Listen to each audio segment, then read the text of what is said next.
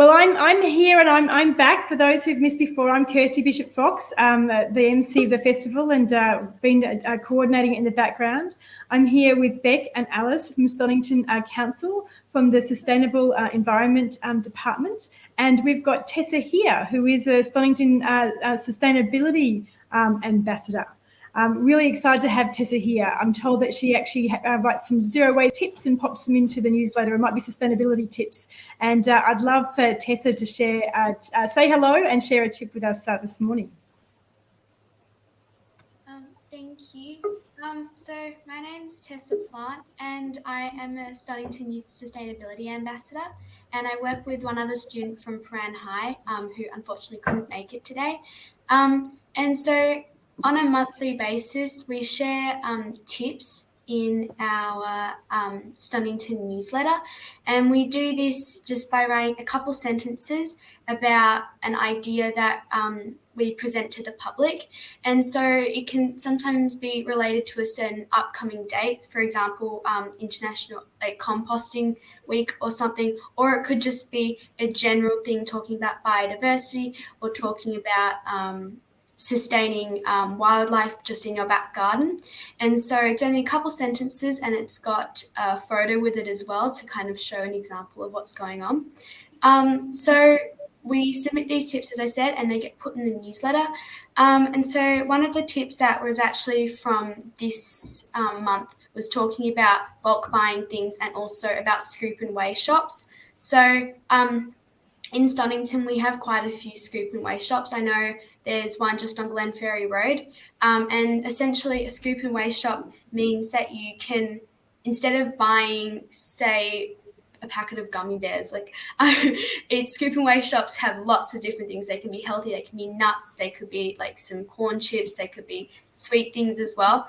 And you can scoop out the certain amount you want and put it into a paper bag, and it weighs on the amount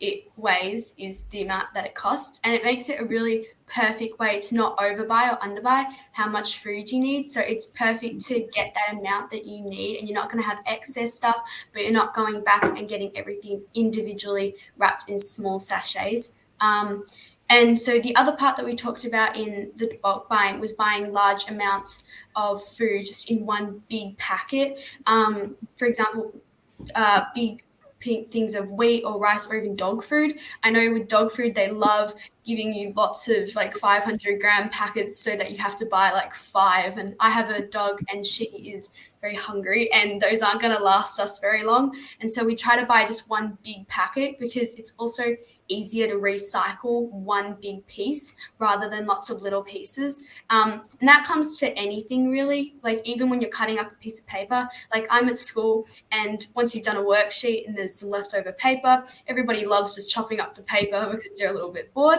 But that makes it harder to recycle because it's just more little pieces that could be flying around. So it just helps people to understand that.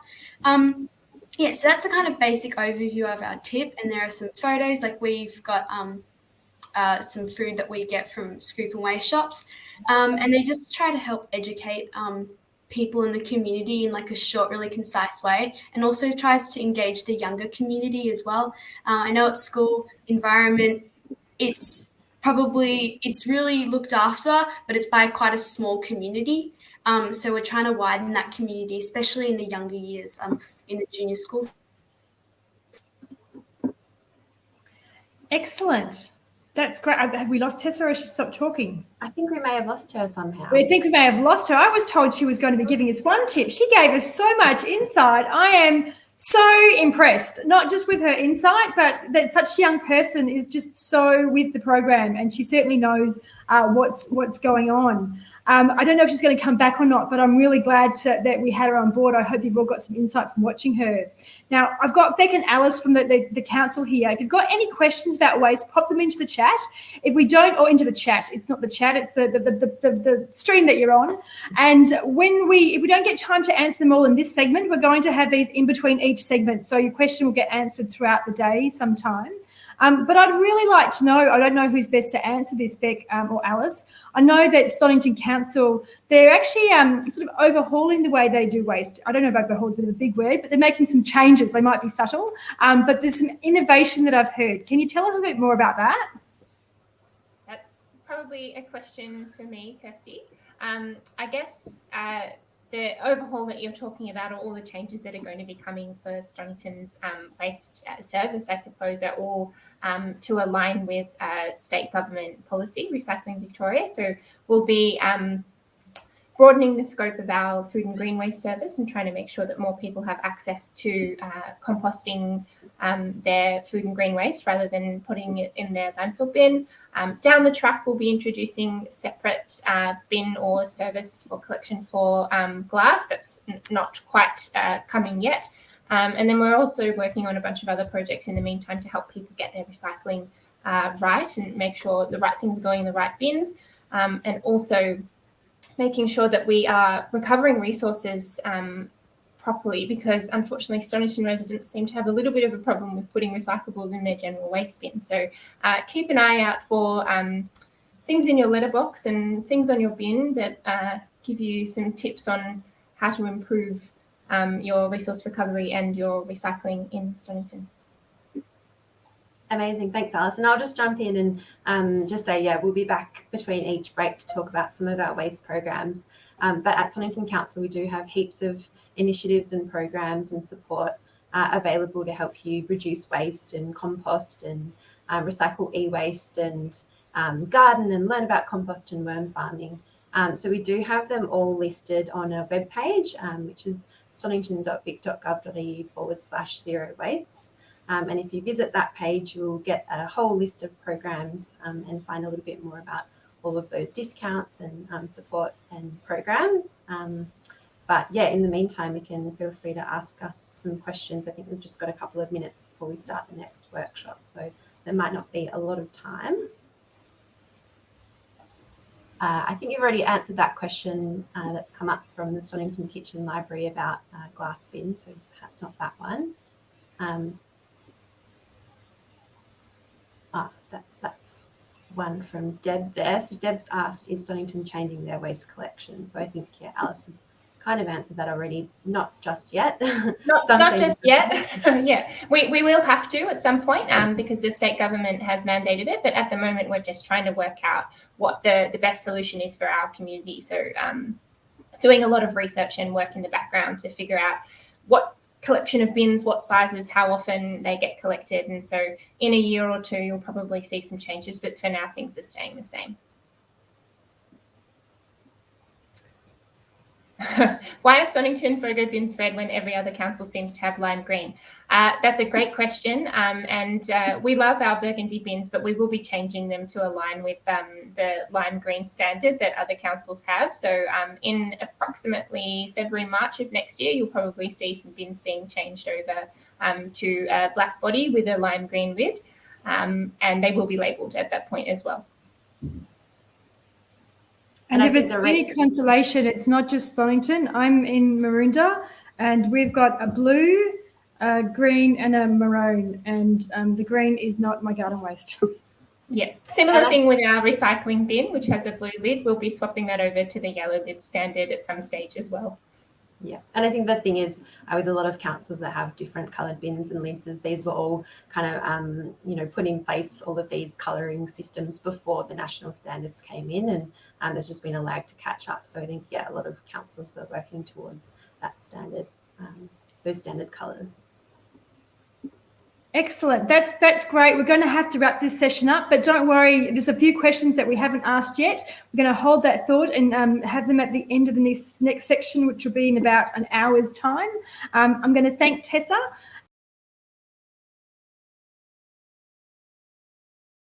Hi, Alice. Hi, Alice. Glad to have you back. There's something that I've been thinking about since the last questions. I know that Stonnington Council has a lot of people in the multi-unit dwelling, and sometimes that can be a challenge when they're managing their waste and their food waste. What tips can we give people who have food waste but they don't want to put it into their landfill bin? Well, Stonnington actually has what we've newly called the apartment composting program. So if you pop onto our website or onto the link that's on the screen at the moment that lovely Becca's just put on, you can have a look at it there. But essentially, we're offering free composting or worm farming systems to people who live in apartments who want to use them communally. So you can get up to 3 for your building, depending on how many people live there. And we'll subsidise the whole thing and provide a workshop. So you don't have to be sending your food waste to landfill. You can get a compost bin or a worm farm. Or alternatively, we do provide food and green waste bins as part of our service to apartments as well. You just have to go through your owner's corporation in order to apply for one. Great, thank you. Now, I can't see the comments on my phone, so if you can see the comments and questions, please answer them. Otherwise, I've got heaps of questions I can ask you. I can't see just yet, but I was just going to jump in and mention the Compost Revolution, which we are a part of in Stonnington, and lots of councils all across Melbourne and Victoria and Australia are too. So basically with the Compost Revolution, every Stonnington resident can access a discounted worm farm or a compost bin or bokashi bin. There's a whole range of products available, and you can get a really good discount and free delivery to your house. So if you're looking to start up a new compost system or worm farm, then definitely check out the Compost Revolution first to see if you're eligible for a discount. And I was also going to mention another great program is Share Waste. So if you can't have your own compost system, Share Waste is a really great website-based platform where you can log on, you can look at your area and see which people in your suburb, your neighbours have compost bins, and they can, you can take your waste around to theirs and they can add it to their compost bin or feed it to their chickens or add it to their worm farm and vice versa. So if you've got a compost bin that could do with a little bit of extra food waste or a worm farm, worms that are a little bit hungry, you can pop your bin onto Share Waste, and that's a really good way to create those community connections while you're recycling food waste.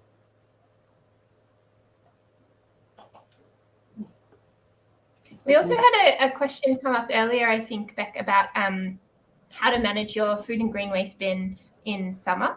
I thought we'd provide a couple of little tips on that one. So I use my food and green waste bin for, some of my food waste at home, but I also have a compost. But what I do in summer to make sure that it doesn't get super smelly and sticky is, first of all, I make sure that there's some garden matter down the bottom of the bin so that the food waste doesn't stick when I put it in. So bits of grass and things like that, some leaves, that really helps to prevent that sticky goopiness from happening.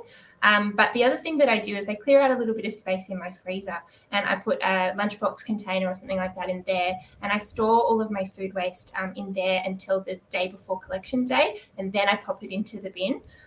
This is especially important for any animal-based foods because those are the ones that can get particularly smelly. So any meat scraps and any dairy and egg scraps, I'd recommend doing that with. Veggies is less of an issue, but it can help too, especially in the absolute height of summer. Yeah, and a little bit of newspaper can also do wonders as well. So either at the bottom of your container to soak up those juices, or you can also, layer it in your food waste bin as well. And I was also going to mention we have a really great program at Stonnington Council. It's called My Smart Garden, and it's a free program, and you can learn about all sorts of gardening topics, and including composting and worm farming. There's always workshops on composting and worm farming throughout the year. So if you just log on to head to that website, stonnington.vic.gov.au/zero waste, you'll see a list of programs that Stonnington residents can access. And My Smart Garden is mentioned there, so you can join the program using the joining form there and learn heaps more about gardening and composting. Great to see Erin Murray's in the audience. Hi, Erin. Do we have any other questions coming through? We've got Share Waste Shed up there. That's fantastic. Something that I I'd can like see. to talk to is that people often ask the question, I do know the answer to this, but I'd like to hear from you guys at council. Paper towels is something that tends to have a little bit of confusion with people as to where they should do that in terms of recycling or composting. What do you recommend to people to do? Well, paper towels definitely aren't recyclable in the recycling bin in Stonnington, and that's the case across all Victorian councils. However, our food and green waste processor does accept them. So if you've got some paper towels that you do happen to be using at home, you can put them in your food and green waste or your garden bin. And they're especially useful, like with newspaper, to soak up any liquids that you happen to be trying to dispose of as well. But it can be in general different across all councils, right? With what can and can't go in the food and green waste bin. So I guess definitely check with your local council. Yeah. You can also put the paper towels in your home compost bin. That was the next thing I was going to say. If you can't put it in your local council's food and green waste bin, definitely just pop it in with your worm farm or in your composting. It's a really great carbon source and can keep your worms really happy too. Yeah, I just wanted to get that out there. It's surprising when I do the recycling audits, but I see paper towels go in there. I'm like, no, but they're for long and not tissues. But that's just often confusing because it is a paper. They just don't recycle at all.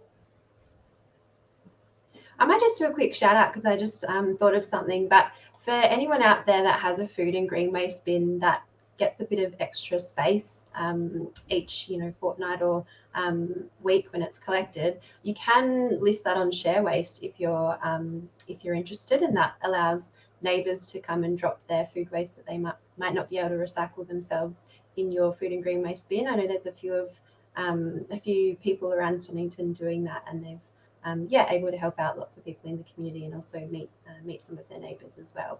And the person I'm thinking of is Rosie, who's been on your screens earlier today. I know she has met a lot of people in the community that way. It's a really great solution.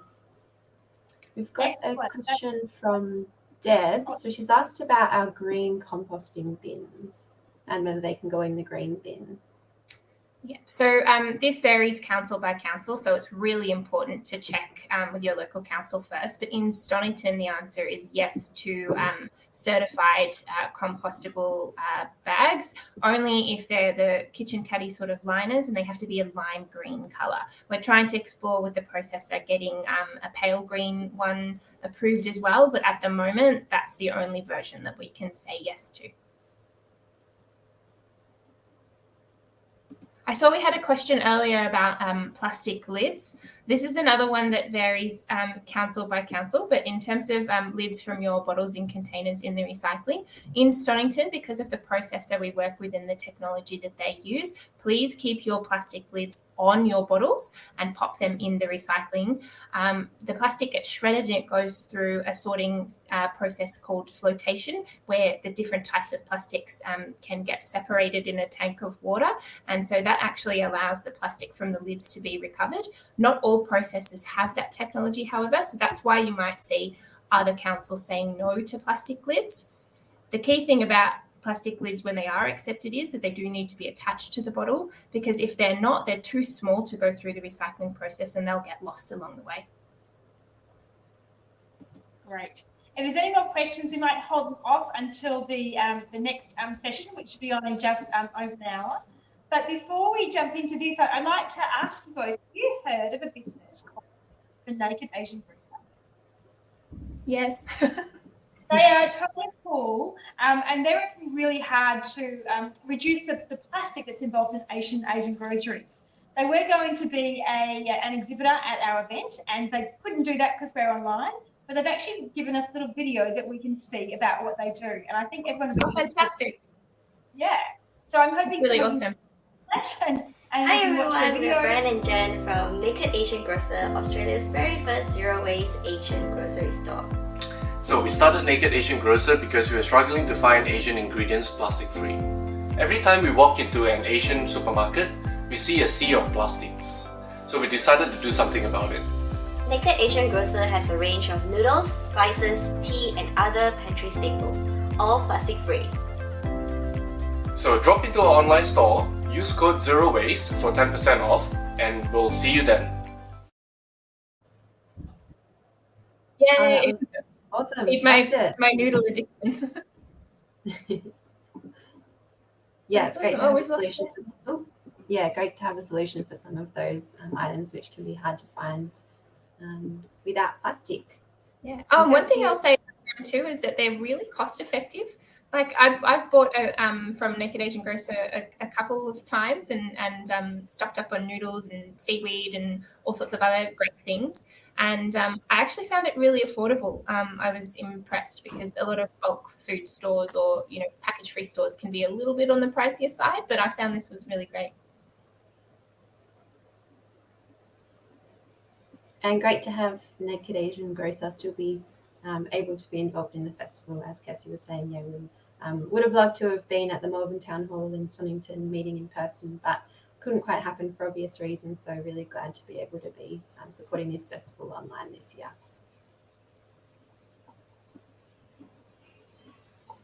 I've got a few more questions coming in, but I'm just conscious of time, Kirsty. Do we want to answer one more question, or should we? If we can answer one question quickly, I think that's fine, and then we'll bring Ellen and the circular panel on. Cool. This is a good one. Eggshells. Who wants to take this one? I've got a worm farm, so I can answer. Yeah, I find that eggshells take quite a bit longer than any other anything else that goes into the worm farm to break down. And I find, when I'm harvesting the castings, they're still in there. So I no longer put them in my worm farm, but I have heard that you can dry them outside of the worm farm, just lay them out either in the sun and let them dry, and then crush them up into more of a powder, and then they can go in the worm farm. So that's one of the solutions that I've heard. That was what I was going to recommend. Yeah. That's another one of the things where I think the difference between what can go in your home composting bin or your home worm farm versus what you can put in a council food and green waste bin is quite important. So, oftentimes it can be really hard to manage the amount of, citrus or eggs or meat and dairy waste that you have in your home system. But food and green waste bins that councils have can handle them. So it's good to have multiple systems going. Yeah, and just to add to that, I tend to put them into my compost. I'll just crush them by hand. And sometimes the compost isn't there for long enough. There'll be a bit of eggshell there when I go to put it on the garden, but it doesn't matter. You can put it into the garden, they'll continue to break down, and the calcium will really add to the plants. So even if they're not broken down, it's totally okay. It's just not always what you'd expect. But please keep the questions coming through. We'll hold the questions on to the next section now. Thanks, Beck and Alice. We'll see you again in about an hour.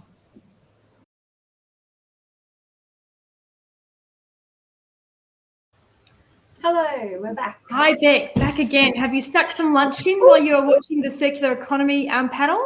I didn't want to boot them off, but we had to keep moving with our time. Oh, it was such a cool discussion. I particularly loved where it went in the end with that what if discussion. That was so cool and just got you thinking. I mean, I was thinking of lots. What if every household in Stonnington was composting, and what if every household recycled all of their e-waste? So many what ifs. Yeah, what if everyone got recycling right and we just did waste audits and it was like tick, tick, tick, tick, tick. Gosh, that'd be the dream. But one thing that did I made myself a greens pesto for lunch. Oh, beautiful. Would have been delicious. What greens, Alice? I think we're a little bit delayed, so it's hard to have this conversation. Oh, that's all right. I use greens from my garden, so I got some carrot tops, some spinach, some silver beet, and some parsley. Yum. Yum, yum, yum. I was just going to raise, there was a couple of references to it in that last discussion, but we do have, for Stonnington residents, that is, we do have a special discount offer on at the moment with apparel. So that is to recycle textile waste, essentially really for textile waste that, clothing that can't be donated any further. And I think I really liked that quote that was shared throughout.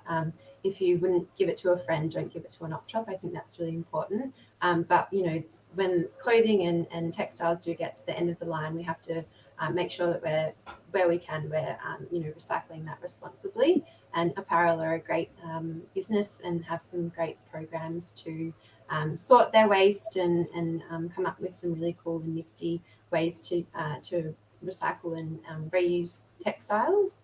And they ensure that all of their processing happens in Australia and no textile waste is exported and taken offshore. So Stonnington residents can grab a special discount, Stonnington residents who attend the Zero Waste Festival. So if you just head to stonnington.vic.gov.au/zero waste, you'll find a list of some free programs and support available, including apparel.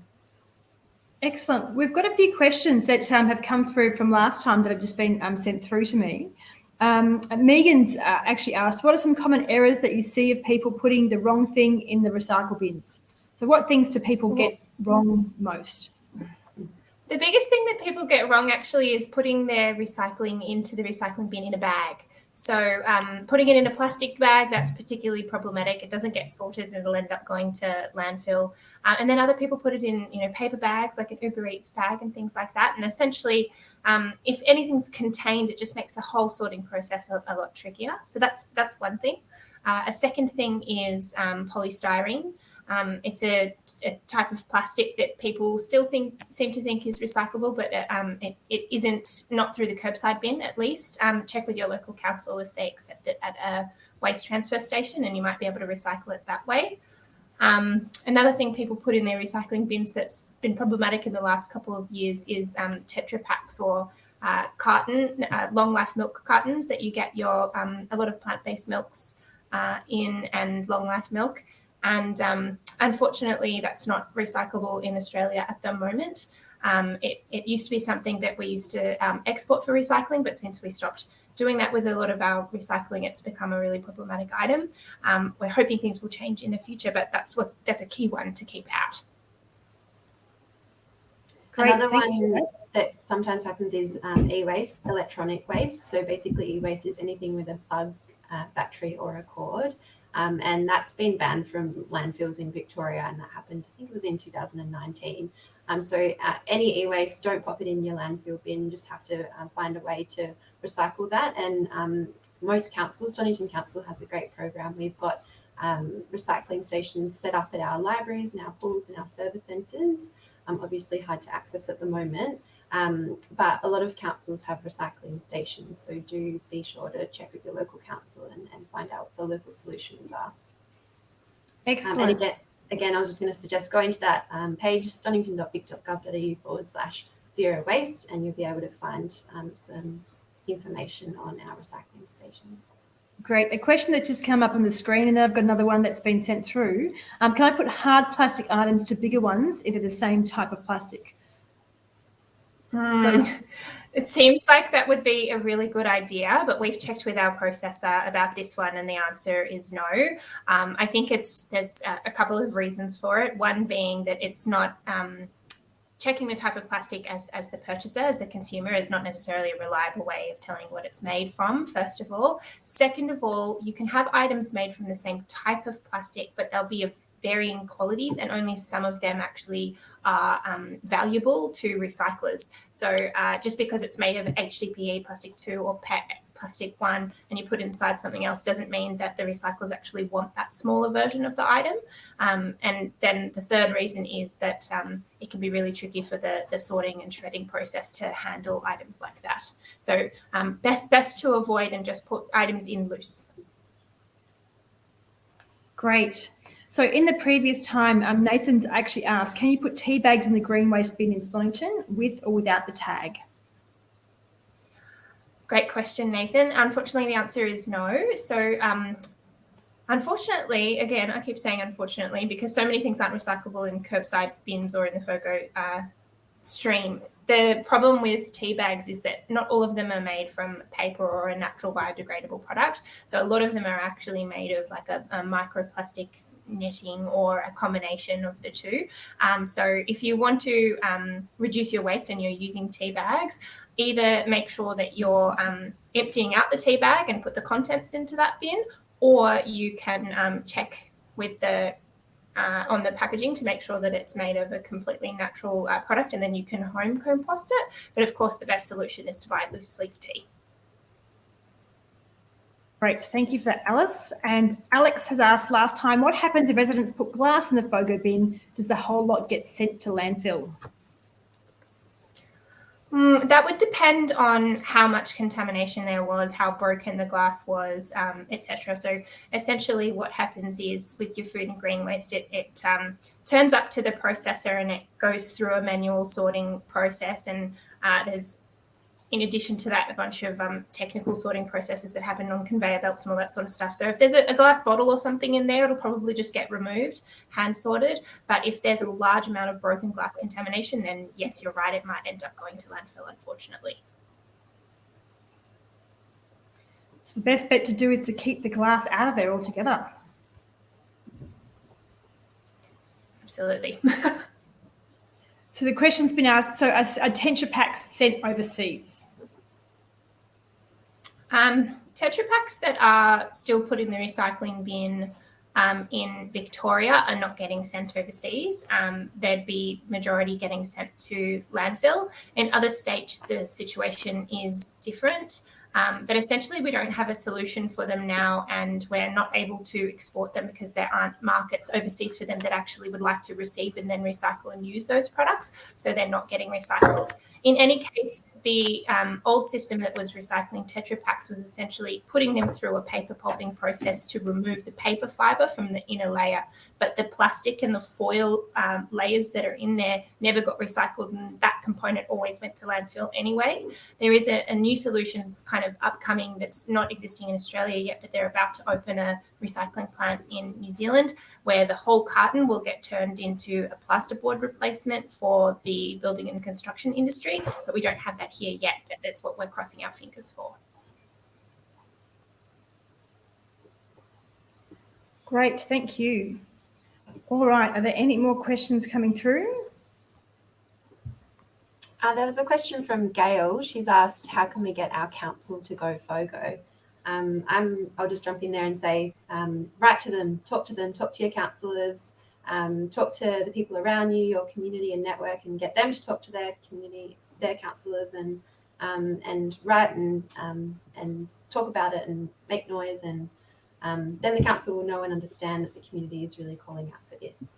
And do check and see if they've got a plan in place, because they may well be working out a process to roll out Fogo or food and organics recycling. Yeah, great. All councils in Victoria will have a solution for food and green waste by 2030. That's been mandated by the state government. However, where each council is at on the plan to getting there will depend.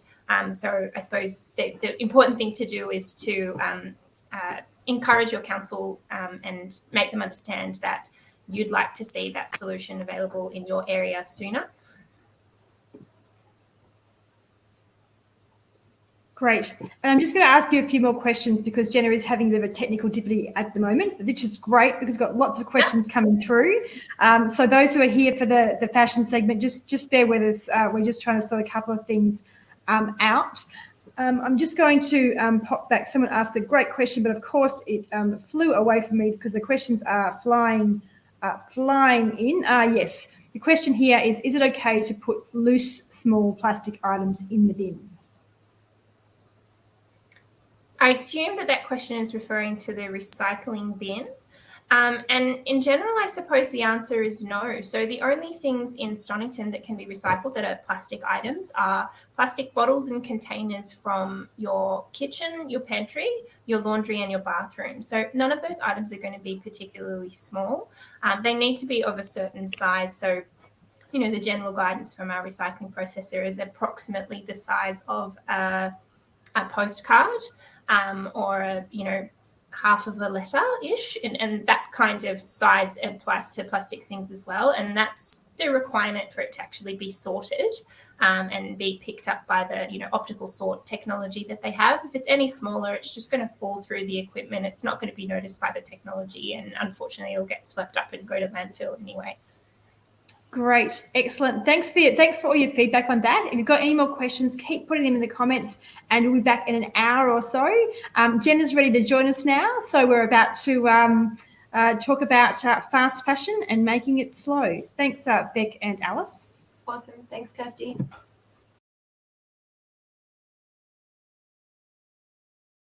If you love what you've seen today and you love what Zero Waste Victoria do, be amazing if you could become a member to support us. It's just $30 a year for membership, and that'll go towards little activations that we do.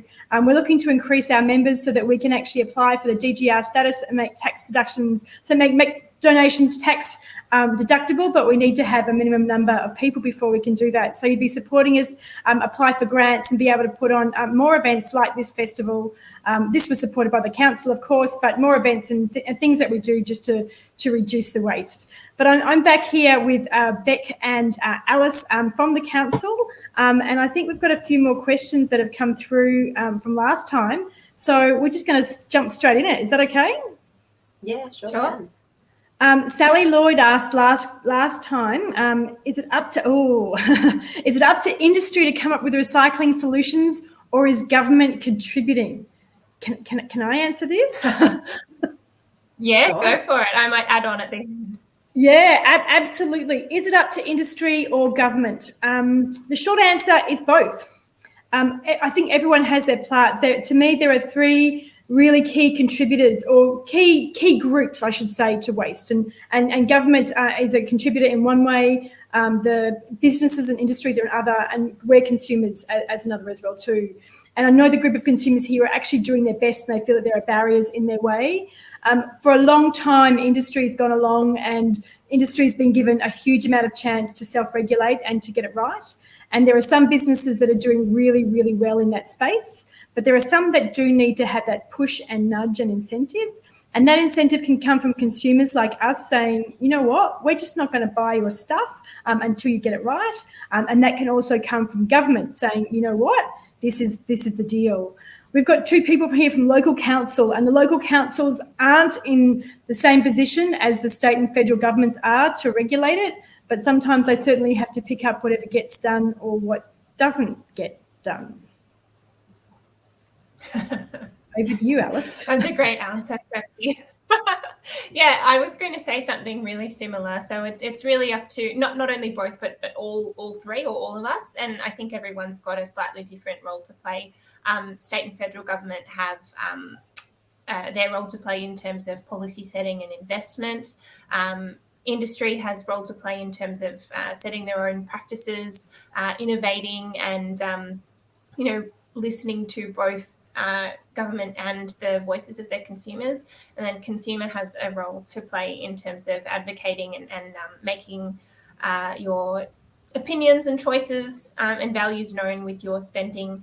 Local government, as Kirsty said, it's really tricky for us because we don't have any regulatory powers, but what we do and the role that we play is empowerment, education, advocacy, and that sort of side of things. Beautifully said, both of you. Great. That was a great question, Sally. It was a great question. I love that question. It's always going to be asked until we come up with a balance. And I hope one day we will, but I think we're a little way off. But the good news is everyone is working towards it. Although sometimes it's frustrating that the government doesn't seem like they're doing a lot. They are doing some things. But the community can certainly push the government along by making sure that they know our views and know that it's not just industry that wants it, but the consumers want it as well too. We've got a question from Marita that's come through in the last session as well. And Marita said, is it true that it's better to buy things in glass because that's more valuable with recycling? It's quite a big question, I think. Yeah, it is. It's a big question, and it's a tricky one. And I guess it depends is the answer. So glass, yes, it is a valuable recyclable material because it's easy to recycle and you can continually recycle it without seeing degradation in the quality of the material. However, glass is heavy, and so it depends where you're buying it from, what the item is, and you kind of need to consider the impacts all the way along from, when the item or when the material or product that you're wanting to buy was produced, the transport, the packaging, and then looking towards end of life as well. So that can definitely be the case with some items and not for other items. And it's just really one of those things where you kind of need to do your research on individual things to see if it is the best solution. I think probably the best solution and something that Zero Waste Victoria would always advocate is to reuse what you've got. So yeah, keep using your glass because it's a fantastic durable material, but once you've bought something, refill it at a bulk store or share with friends, buy a larger packet and refill it that way rather than just continually buying small amounts of products in glass because it's a more recyclable than other items. Yeah, I would agree with that. Glass is one of those tricky things. To buy something in glass instead of plastic, if it's both a single use, then I'd always try to look to avoid it. I like glass because I can reuse that and I can reuse it a lot more, but to use glass once and to smash it and figure out what to do is unfortunate. But what's quite useful with glass is that some of the refillable options are really coming to back in their own with glass. Like with the milk bottles, there are a few brands. Schultz is a Victorian brand that I get my milk from, and I get that glass milk bottle, take it back and they refill it. I think it's happening again. I'm not quite sure, but I know when I was a child, they did the same thing with soft drink bottles. We didn't get soft drinks, but our neighbours did. But they would refill it in glass as well too. So I think that if glass was actually used as being a really great refillable option, then that's much, much better again than getting glass and recycling it, in my view. I might just do a quick plug just before we go to probably a last question before the next workshop. We did mention it at the last break, but just following on from the slow fashion workshop, we do have a program around today for Stonnington residents, but to support textile recycling. So people who attendees of the Zero Waste Festival who live in Stonnington can access a discount to recycle textiles through apparel. So if you head to our website, which is just there on the screen, you can see a list of programs that we have available to Stonnington residents, and the apparel discount is one of them. We also have heaps of programs to help you compost, whether you live in a household or in an apartment, to recycle food waste through the curbside collection service. We have e-waste recycling stations in lots of locations, and we have some really great programs to help you garden and learn about composting and also reduce power and energy. So there's heaps of programs for Stonnington residents. If you don't live in Stonnington, that's fine. Hop on that website anyway, take a look through the programs. A lot of them are available to lots of people all over Melbourne and Victoria, but otherwise head to your local council, because often councils have all of these great programs that people just aren't even aware of. So definitely starting with your local council is a really good thing to do. Great. There are a couple more questions, and I think we'll answer them just because we won't be able to come back to them. And I think that this is a question that's definitely worth asking. Is certified compostable packing accepted in the green Fogo bins? So the answer to that question for Stonnington residents is a definite no. So the only compostable product that you can put into our food and green waste bins is the lime green certified compostable kitchen caddy liners. Otherwise, everything else can't go in. There's a couple of reasons for this. One being that compostable packaging items are actually quite difficult to tell the difference between them and, a plastic or cardboard with a plastic lining counterpart. And so that means when when materials going through the sorting process, it's really laboursome and time consuming to actually take all those items out. So our processor says no, firstly. And the second reason is they have to go through pretty intense warm conditions and a shredder and everything like that for those sorts of products to actually be composted effectively. And it just doesn't work with the efficiencies of the commercial composting facilities that we use. And that's the case across most councils. So you won't find very often that a council will accept that kind of packaging in the food and green waste bin in Victoria, unfortunately. What I do when I get takeaway or some food delivered and it comes in one of those containers, I chop it up and I put it in my home compost, and it works really well that way. But it does take a really long time to break down. Great, thank you. Another one quickly. Before, Woolworths had TerraCycle for single-use face masks, but now there are none. How can single-use face masks be recycled? I don't know if they can be, but do you know, Beck or Alice? I've only heard of the recycling through the TerraCycle boxes. So you might be able to log on to TerraCycle, the website, and see where a box is near you. Some businesses may be participating, but I haven't heard of any other programs.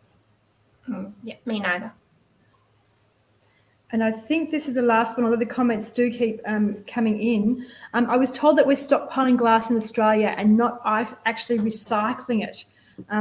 Is that true? Does glass get recycled in Australia? It does get recycled in Australia. I mean, I can't speak for any of the processors or recyclers and how much they store before they move the product on. But glass gets used in a couple of different ways in the recycling process in Australia. Most commonly, it actually gets used for road base, but it also gets recycled back into new glass jars and bottles as well. So it'll depend on the quality. The one interesting thing about glass when you recycle it, I mentioned before that the material quality doesn't degrade, and that's true. However, it can't change colour. So when you put glass recycling in, you need to sort it according to colour. And if that's not able to happen because of the quality of the mixture of glass materials that you've collected, then it's not as suitable for recycling back into a bottle. And that's why it's best to be used as a sand replacement in road base and other sort of projects like that. Great, thanks, Alice. I think that's the end of the questions, or all we've got time for anyway. If there are any more questions, then we'll go through and the council will reply to them, your questions later on. Is there anything that you'd like to leave us with in terms of recycling and how people can get it right?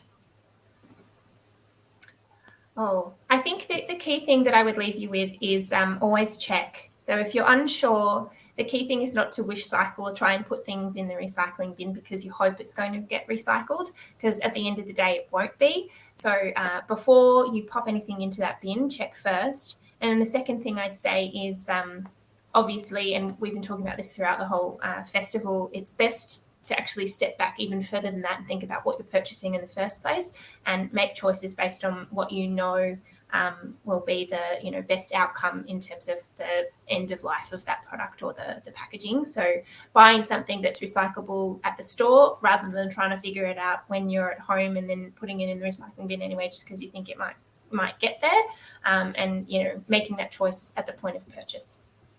Great, thank you. Anything? And I'd add just to promote the Zero Waste Victoria Facebook group, which I think is such an amazing resource in the community, just to log on there and see the kinds of things that people are talking about. As any question you've had about waste has already been asked, so you can just be inspired. I have all the solutions. Yeah, exactly. That's a big statement. We have a lot. Most of the solutions. And of course, if you're ever unsure in terms of what goes in your local council curbside bins, just get in touch with your council. We've all got staff around specifically to answer those questions and to help. So make sure you get in touch. Great. Thanks, Beck. Thanks, Alice. Thanks, Kirsty.